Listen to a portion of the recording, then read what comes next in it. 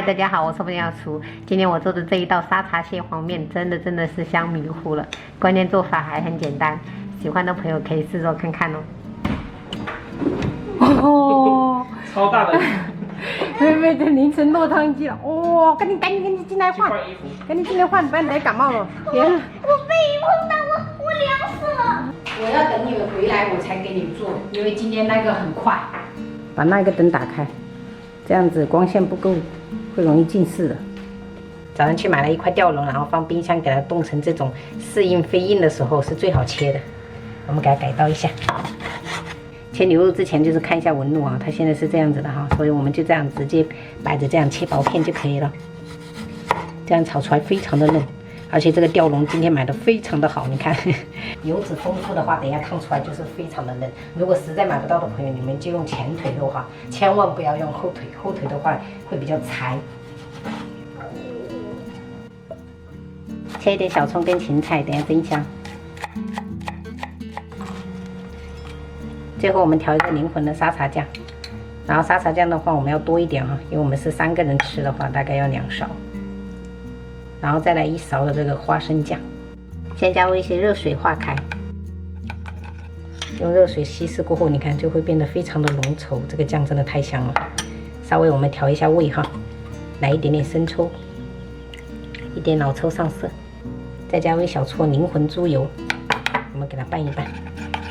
这个酱汁可以学一下哈，做沙茶锅啊，或者是沙茶拌面都非常好吃。今天奢侈一把，给父女俩煮这个蟹黄面，朋友们也可以用普通的面饼煮出来也好吃的哈。这小时候吃泡面就喜欢把它捏得很碎，然后加那种盐包下去直接吃，好好吃。1秒回到小时候。我还写了一点豆芽一起烫哈，等一下一起吃会比较有脆感。这面条很好熟，煮个2、3分钟就可以了哈。小时候妈妈吃泡面就喜欢这样干吃。好了，时间到了，朋友们，我们给它夹起来哈。这3包刚好够你们2父女吃，我等一下煮个荞麦面吧。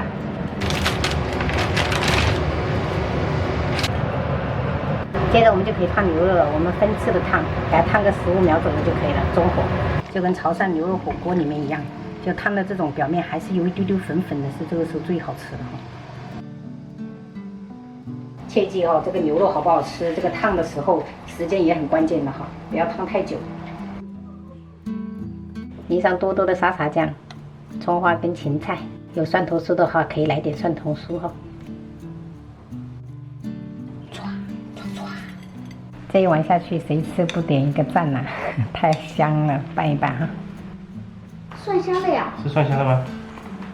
这个大蒜呐、哦，对，蒜香的，蒜香的。看啥？可惜我不会吃这种蒜香。你就只吃川辣是吧？川辣很合我胃。吃到这种牛肉的鲜味，真的太香了。这种吊龙确实不太好买，要买的其实应该跟老板会熟一点，加个联系方式，提前预定，他就会给你留个好好的位置。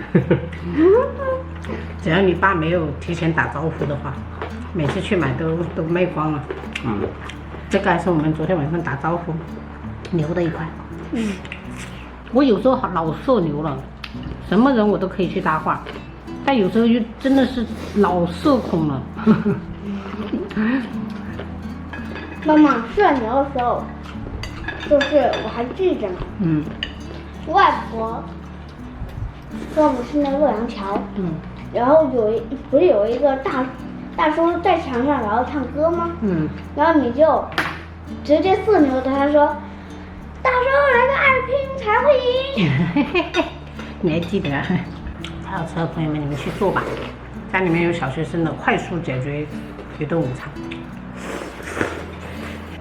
我可能还吃不完。太多了，没关系，吃多少就是多少。